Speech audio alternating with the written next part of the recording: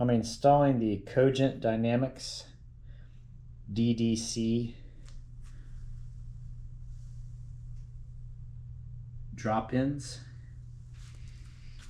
on my CRF300F. So the basic procedure is remove your forks, drain the oil, remove the spring and the spacer and the washer. And as you can see here, I got my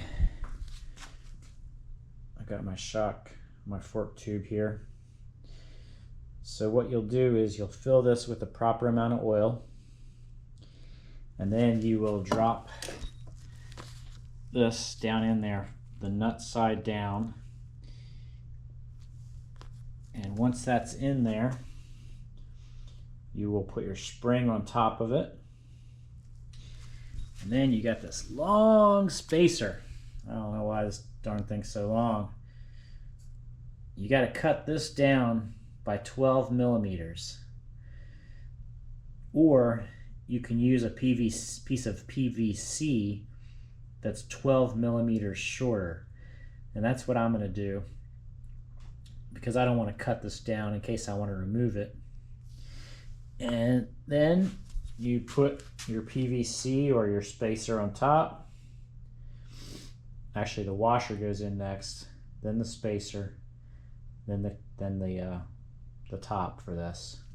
And then you just mount them back up on your bike and you're good to go.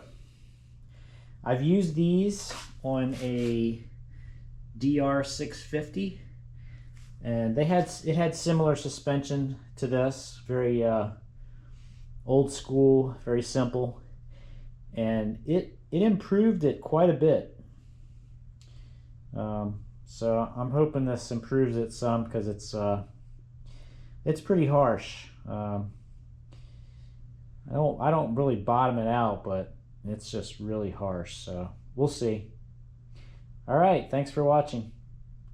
I will do a follow-up video after I install it and ride it and let you know what I think. Thanks.